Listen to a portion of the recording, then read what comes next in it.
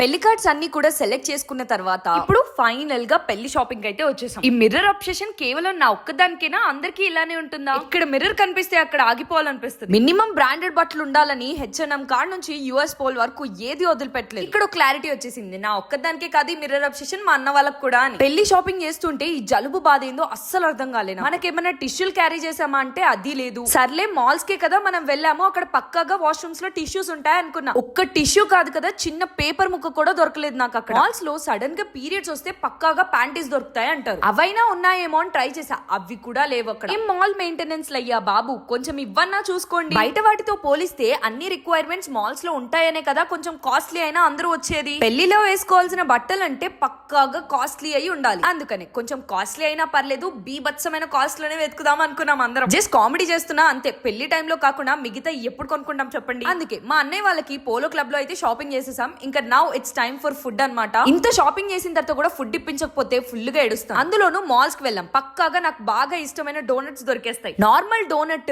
పైన క్రంచెస్ లేకపోతే పైన సీజనింగ్స్ చేసినవి నాకు వద్దు. ఫుల్ గా లోపలంతా చాక్లెట్ ఫిల్డ్ డోనట్స్ కావాలని ఫుల్ గా ఆర్డర్ చేసుకున్నా. డోనట్స్ బాగా తినే వాళ్ళకైతే కాస్ట్ గుర్తుంటుంది, కానీ మామూలుగా ఎవరైనా అయితే మాత్రం ఎందుకురా ఈ బన్ను ముక్కకు అంత కాస్ట్ అంటారు. మినిమం కాస్ట్ 160 నుంచి 280 వరకు ఏ కాస్ట్ అయినా ఉంటుంది. అయినా సరే అదే కావాలంటాం. నెక్స్ట్ పెళ్లి వీడియోస్ వస్తున్నాయి, చూసేయండి.